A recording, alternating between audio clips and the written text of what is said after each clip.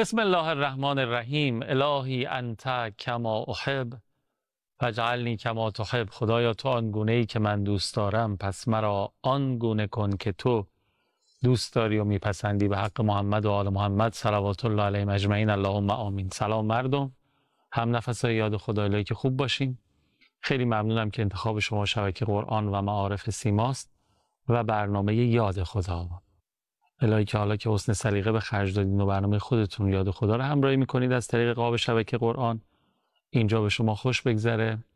جایی که نورانیت و معنویت رو احساس میکنیم هممون، نه به خاطر حضور بنده سراپا تقصیری مثل من، به خاطر حضور دو امامزاده واجب التعظیم که اینجا هستن، یعنی امامزاده ابراهیم و امامزاده محمد علیهم السلام، در این بارگاه به شدت نورانی و حال خوب کن، حرم مطهر امامزاده ابراهیم و امامزاده محمد علیهم السلام در خیابان امامزاده ابراهیم در شهر مقدس قم.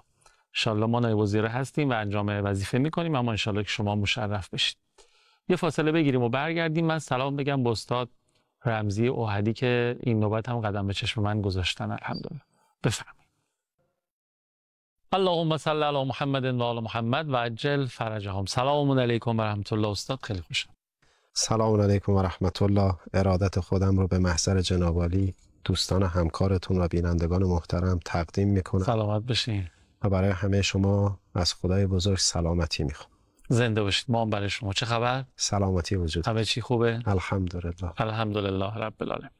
خب ما این اگه اشتباه نکنم 4مین جلسه که ذیل عنوان کلی موضوع جهاد از دریچه قرآن و سیره امیرالمومنین خدمت شما هستیم و منتظریم تا استفاده کنیم. خیلی متشکرم.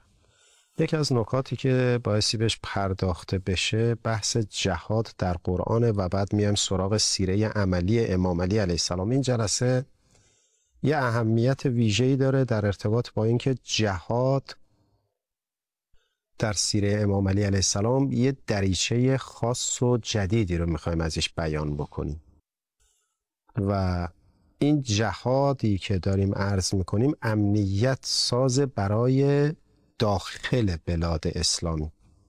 جناب آقای قوامی، ما در قرآن کریم انواع جهادها رو داریم. جهاد با منافقین داریم، جهاد با کفار داریم، جهاد با مشرکین داریم، جهاد با اهل کتاب داریم. برای هر کدوم اینام آیه داریم. برای میخوام به شما بگم که ما جهاد با اهل کتاب هم داریم اگر طغیان کنن، و اگر نه، اگر طغیان نکنن نه، ما با کسی دعوایی نداریم. علی حالا انواع جنگ اینه. یه دونه از اون جنگ ها و جهاد ها جهاد با اهل بقیه. بقیه یعنی چی؟ بقیه یعنی این که تو جامعه مسلمین یه تعداد مسلمان بر علیه یه تعداد مسلمان دیگه چیکار میکنن؟ قیام میکنن و جنگ و درگیری سیاسی و نظامی را میندازن، یعنی جنگ داخلی. آیه‌ش هم آیه 9 سوره حجراته. درست. و این آیه رو اول کسی که عمل کرد بهش حضرت مولا امیرالمومنین علی علیه السلام، یعنی جزو فضائل امام علی علیه السلام محسوب میشه، چون قبل از امام علی علیه السلام رسول الله صلی الله علیه وسلم با اهل بقیه و باقی ها با غین نجنگیدن، با کفار می جنگیدن، با مشرکین می جنگیدن. رسول الله که با مؤمنین و مسلمانان نجنگیدن. اهل بقی کیا هستن؟ اونایی که جاهل سیاسی هستن، کسایی که تو جامعه مسلمین یه تعداد بر اساس تبلیغات اینها رو اغفال میکنن، ظرفیت سیاسی نظامی درست میکنن، تو محیط اجتماع جنگ داخلی را میندازن. در زمان امام علی علیه السلام 2 گروه بودن که این کار را انجام دادن. یکی اصحاب جمل بودن. امام علی با اصحاب جمل می جنگید که طرف مقابلشون که کفار که نبودن که. حالا درسته بر مبانی فقهی ما اگر کسی بر امام معصوم شمشیر بکشه کافره، ولی بالاخره اونا کسایی بودن که نماز میخوندن. تو جامعه مسلمین هم بودن. چون ما جنگ هایی رو در صدر اسلام داشتیم که با امپراتوری روم بوده، مثل جنگ تبوک. البته ما 3 تا جنگ با امپراتوری روم داشتیم. علی حال یه تفاوتی داره. من اول این تفاوت رو بگم، بعد بگم امام علی علیه السلام چه کرد. ببینید ما اگر با خارج از مرزهای اعتقادیمون بجنگیم میشه جنگ با کفار و مشرکین یا جنگ با اهل کتاب. اگر ما این حریم رو یعنی جنگ با کفار و مشرکین و اهل کتاب و اهل بقیه رو مرزهاش رو نشناسیم، ابعادش رو ندونیم، منظومه فکری ما تو بحث جهاد کامل نیست. ما باید بدونیم که تو بخش مبارزه با کفار چه نقشی رو باید ایجاد بکنیم برای خودمون، چه ظرفیت سازی‌های سیاسی و نظامی و اقتصادی باید فراهم بکنیم. منتها بقی چیه؟ بقی همین یقتلون النبیین به غیر الحق که در قرآن کریم بوده. انبیاء الهی رو میکشتن. کیا میکشتن؟ همین اطرافیانشون، منافقینی که اطرافشون بودن میکشتنشون و در قرآن هم مکرر تکرار شده. سوره منافقین جز سوره‌ایه که از اون سوره‌ایه که در نزدیکی رحلت رسول الله صلی الله علیه و سلم به پیغمبر نازل شده. 17 و 18 سوره‌های آخریه اینجوری که یادم. یعنی داره به یه خطری گوشزد میکنه که آقا یه عده هستن با این خطر متوجه باشید، اهل ایمان. پس ببینید ما این بقیه که داریم میگیم جهاد با اهل بقیه یعنی با همین داخلیا. بیرونیا که اونو بود، داخلیا چه ضرری میزنن؟ داخلیا مثل یک فرض بفرمایید درختی که از داخل داره موریانه میخورتش و پوکش میکنه. بعد از مدتی این درخت میشکنه و فرو میریزه. لذا امام علی علیه السلام با نهروانیا جنگید. نهروانیا کیا بودن؟ پینه بسته بود پیشونیشون، کافر نبود. آیه سوره مبارکه 9 سوره مبارکه حجرات میگه اگر دو طایفه از مؤمنین با هم دیگه درگیر شدن اینا رو به برادری و دوستی نزدیک کنید. اگر نپذیرفتن اونی که نمیپذیره چیکار کنید؟ تعذیبش کنید. و یکی از اون کسایی که بعد از رسول الله صلی الله علیه و سلم به این آیه عمل کرد و اولین بارم عمل کرد، وجود نازنین امیرالمؤمنین علی علیه السلام بود که این کار رو انجام داد. لذا شما نگاه میکنید که جریان نهروان وقتی که شکل گرفت، امام علی علیه السلام خیلی مترصد بود این بود که اینها رو راهنمایی بکنه. قبل از اینکه جنگ نهروان شکل بگیره، اصلا تو تمام جنگاشون امام علی علیه السلام، حتی سید الشهدا صلوات الله علیه، حتی مولا امام حسن مجتبی تو جنگاشون قبلش خطبه میخوندن و این خطبه هم غالبا روشنگرایانه بوده و یه عده‌ای می اومدن این طرف. تو جریان نهروان هم امام علی علیه السلام خطبه خوند برای خوارج، به یه تعدادشون اومدن این طرف. میخوام اینو به شما بگم که تو جریان جنگ به اصطلاح نهروان، امام علی علیه السلام بعد از اینکه خطبه خوند و اینها یه تعداد زیادیشون اومدن این طرف و توبه کردن، حضرت پرچم ابو ایوب انصاری رو زد و هر کسی بره زیر پرچم او در امانه. یه تعداد از این خوارجی‌ها توبه کردن و اومد. تو جریان جنگ به اصطلاح همین نهروان، بعدش امام علی علیه السلام با اینا جنگید و اینا رو کشت. این آیه 9 سوره حجرات داره به ما میگه که آقا تکلیف شما تو جامعه مسلمین با کسایی که دست به اسلحه میبرن مشخص کنید.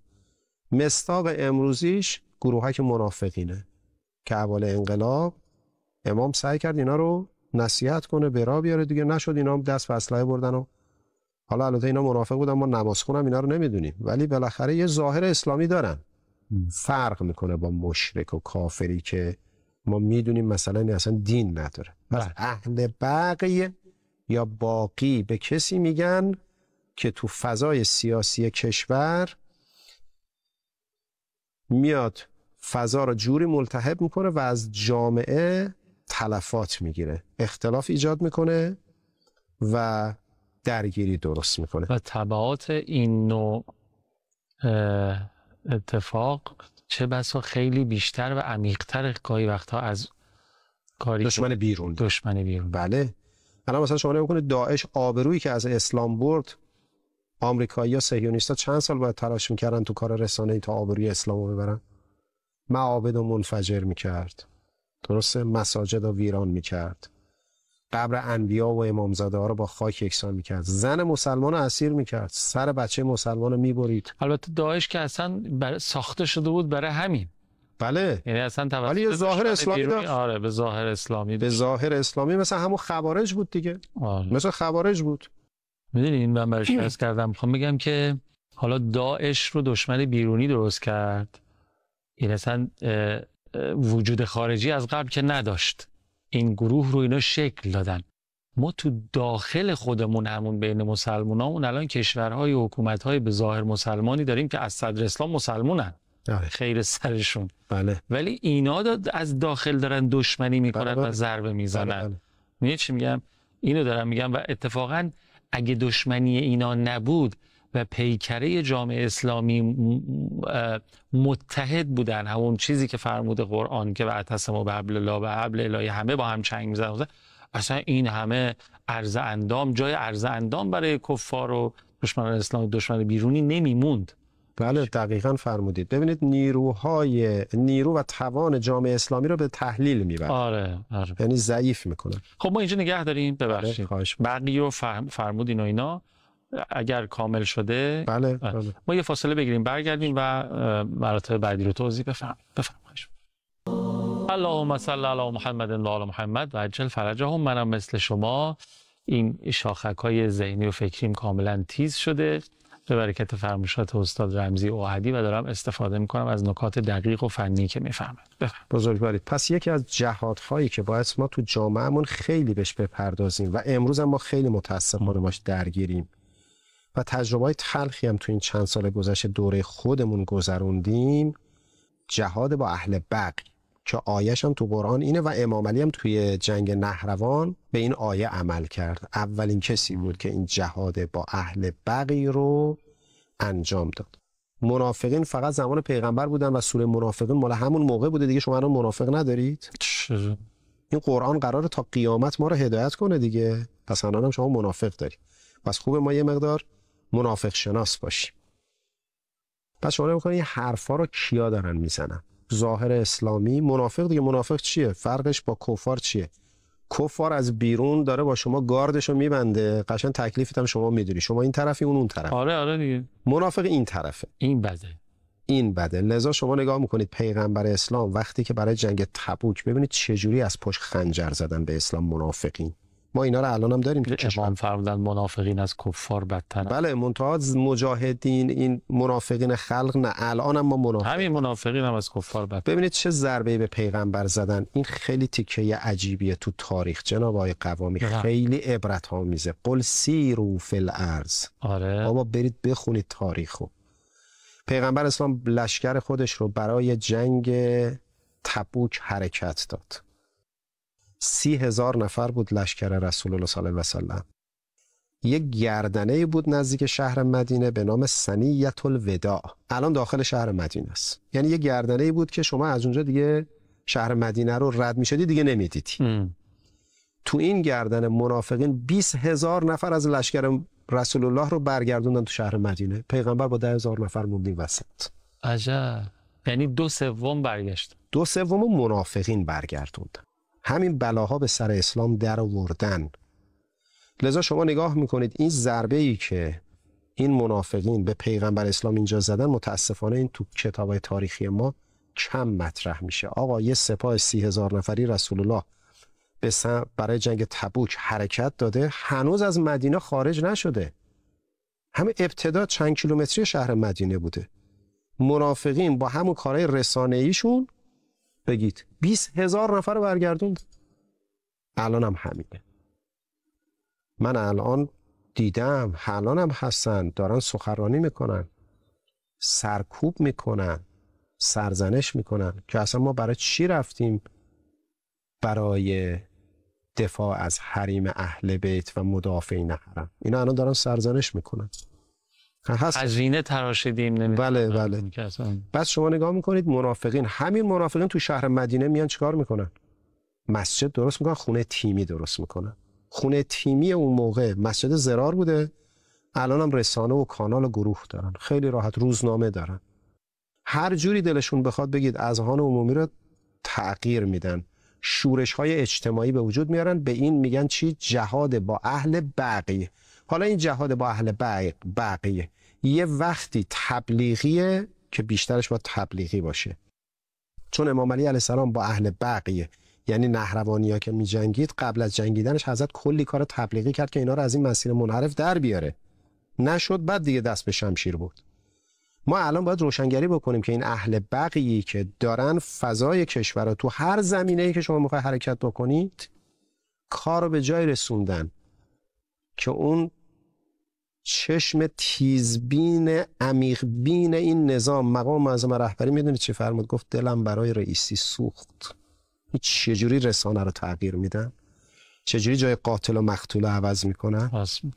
منافق کارش اینه. یعنی اینجاست که آقای استاد رمزی اوحدی اون جهاد، یه جهاد دیگری خیلی موضوعیت پیدا میکنه این وسط که آقا انقدر تأکید دارن بهش، اونم جهاد تبیینه. بله عرض کردم من جهاد تبیین سیاسی دیگه. آره. قبل از اینکه جنگ نظامی رخ بده، یعنی اون التهاب نظامی رو ما بتونیم قبلش خنثی کنیم. یعنی مثلا اگه امام علی هم این کارو کرد، یعنی همون 20,000 نفری که برگشتن با کار رسانه‌ای، اگر تو دوروری‌های پیامبر کسایی بودن که جهاد تبیین رو درست انجام میدادن، شاید اون 20 نفر به 10,000 نفر، به 5,000 نفر، به 1,000 نفر تقلیل پیدا میکرد. اینقدر اهمیت و در واقع بازوی دیگری میشد برای جهاد نظامی. بله.